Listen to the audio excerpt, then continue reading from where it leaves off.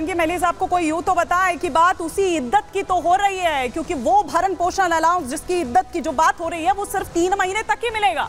मतलब शादी हो उसकी ना हो, यही तो सारा मुद्दा है, यही तो सारी लड़ाई है। लेकिन खैर, जज बीवी नागरत्ना ने क्या कुछ कहा ये सिलसिलेवार तरीके से हम यहां आपको बताते हैं कि भारतीय पुरुष पत्नी के त्याग को पहचाने, वो जो कड़ी टिप्पणियां की गई है वो हम यहां पर आपको सिलसिलेवार तरीके से बता रहे हैं। और जस्टिस बीवी नागरत्ना ने क्या कहा ये बता रहे हैं कि बैंक में उनके जॉइंट अकाउंट खोलें, एटीएम तक उनकी पहुंच बढ़ाई जाए, पति अपनी पत्नी को वित्तीय मदद जरूर दें, पत्नी भावनात्मक रूप से पति से जुड़ती है।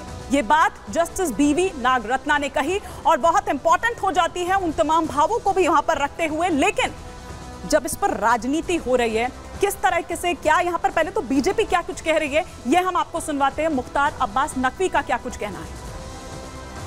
संस्थाएं हैं, मैं उनको बिना मांगी सलाह दूंगा कि वो तालिबानी तंबू से बाहर निकले और तालीम, तरक्की और ट्रांसफॉर्मेशन के रास्ते से समाज को प्रगति की मुख्यधारा का हिस्सेदार, भागीदार बनाएं।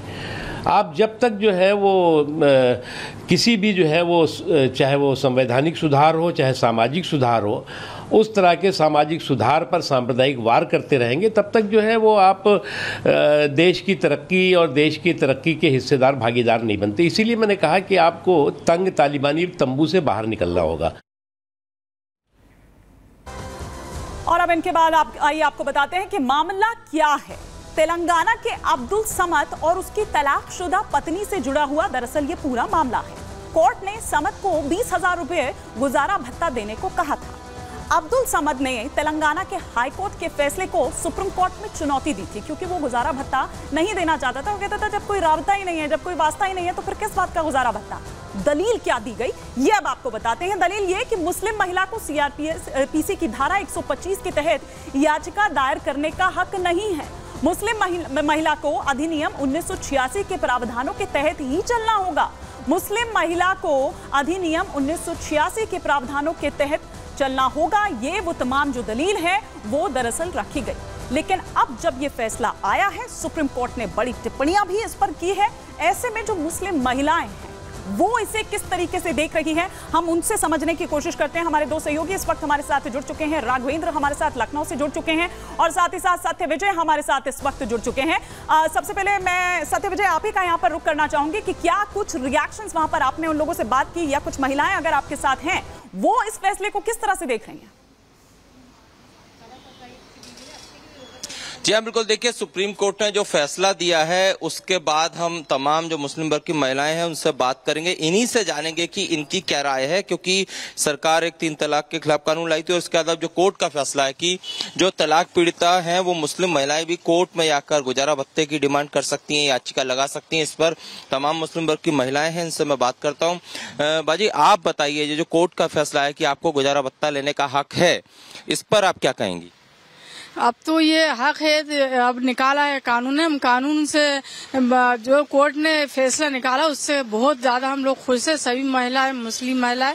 लेकिन पहले नहीं था ऐसे, पहले बहुत ज्यादा दिक्कत थी, परेशानी थी। तालाक दे के आदमी बेफिक्र हो जाता था कि हमने अब हमें कोई काम ही नहीं करना है। लेकिन अब उन पे ये बड़ी जवाबदारी आ गई कि अगर बेटा तुम तालाक देने से पहले ये बात सोच लो कि हमें आगे करना क्या है। तो अब वो तालाक देने में डरेगा भी इस बात के लिए, कम से कम, क्योंकि उसे जिंदगी भर खर्चा दे रहा है।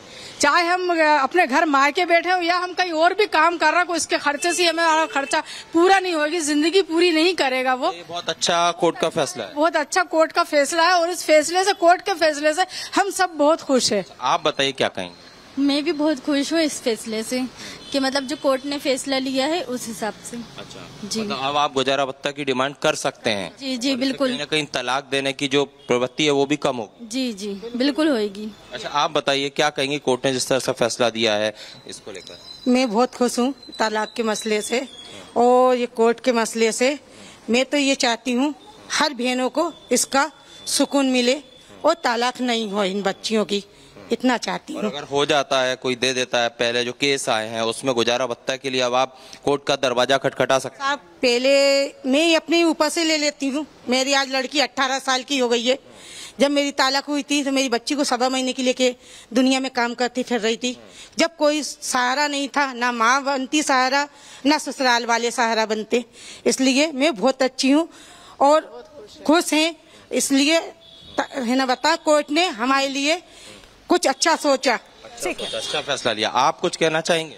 हाँ जी, बहुत अच्छा फैसला है। अच्छा फैसला है। तो देखिए, ये तमाम मुस्लिम वर्ग की महिलाएं, इनकी राय आपने सुनी। सबका ये कहना है कि कोर्ट का ये अच्छा फैसला है और इससे कहीं ना कहीं जो तलाक देने की प्रवृत्ति है उसमें भी कहना चाहिए रोक लगेगी, क्योंकि अब जो तलाक देने वाला शौहर है, जो पति है, उसे मालूम है कि उसे जिंदगी और गुजारा भत्ता देना होगा। तो इस फैसले का सभी यहाँ पर स्वागत करते दिख रहे हैं। व्यापक असर होगा और सभी मुस्लिम महिलाएं जो हैं वो खुश हैं। फिर कुछ मौलानाओं को क्यों इतनी दिक्कत हो रही है? अब यहाँ पर हम आपको 2 मौलानाओं की बात सुनाते हैं, वो क्या कुछ कह रहे हैं। एक मौलाना शहाबुद्दीन रिजवी है, वो कुछ और कहते हैं। वो ये कहते हैं, क्योंकि वहां शरीयत का भी हवाला दिया जा रहा है। अब दूसरे मौलाना क्या कुछ कह रहे हैं, पहले आप इन दोनों की बात सुनिए, फिर उसके बाद बात को आगे बढ़ाएंगे।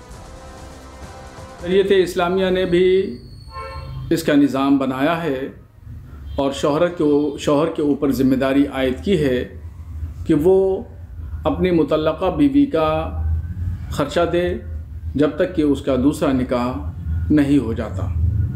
और यही बात सुप्रीम कोर्ट ने कही है।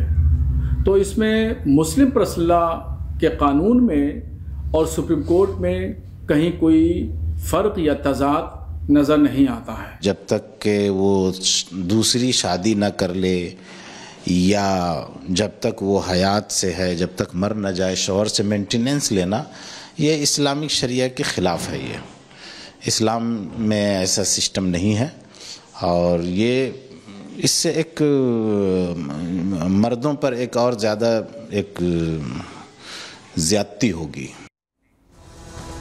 मौलाना कासमी साहब, और जो इतने सालों से आप महिलाओं पर ज्यादती करते हुए नजर आ रहे हैं, उसका जवाब कौन देगा? मौलाना साहब ये भी तो जवाब दीजिए। या आपको दिक्कत हो रही है कि सुप्रीम कोर्ट ने कैसे बेटियों की बात कर दी, उनके हक की बात कर दी, और ये देश संविधान से चलता है, शरिया से नहीं चलता है। उसकी आड़ में आप ये कह रहे हैं कि शरिया से ही चलेगा, आप उसमें दखल कर रहे हैं। ये किस तरह की बात है? लेकिन आप ये देखिए कि सुप्रीम कोर्ट एक तरफ ये फैसला सुनाता है और दूसरी तरफ जमीयत में किस तरह से हड़कंप मच जाता है। एक डर जो है वो साफ तौर पर नजर आ रहा है इन मौलानाओं के चेहरे पर, इनके मन में, और इसीलिए वो बैठक बुला लेते हैं। आज दिल्ली में जमीयत उलेमा एक हिंद की जो बड़ी बैठक है वो दरअसल यहाँ पर होती है और गुजारा भत्ता पर आए सुप्रीम कोर्ट का जो ये फैसला है उसके बाद ये बैठक बुलाई जाती है। मौलाना अरशद मदनी ने ये बैठक बुलाई, लीगल टीम की ये बैठक यहाँ पर हो रही है कि आगे क्या करना चाहिए, किस तरह से इसे चुनौती देनी चाहिए। मुस्लिम महिलाओं के गुजारा भत्ता पर यह फैसला आया है और इसे लेकर उन्हें गुस्सा आ रहा है। सुनिए जरा, यहाँ सुनवाते हैं आपको। मज़हब इस्लाम में निकाह जो है ना सुन्नत है। मियाँ बीवी का एक ऐसा रिश्ता है जो निकाह तक महदूद होता है, मियाँ बीवी का रिश्ता। आप इस तरीके से देखें कि जब वो मर्द जो शौहर होता है वो जब निकाह करता है अपनी अहलिया के साथ, जब वो निकाह में रहती तो उठाता है वो इंसान, उसके बाद जब वो निकाह में रही नहीं तब उसके ऊपर मेंटेनेंस खर्च कहाँ से आता है। जिस प्रकार से कोर्ट ने आदेश दिया है कि महिलाओं को गुजारा भत्ता अधिकार है, मिलेगा उनको, और उसी के साथ साथ यह भी कह दिया है कि जो मुस्लिम महिलाएं हैं, तलाकशुदा महिलाएं हैं, उनको भी यह गुजारा भत्ता मिलेगा।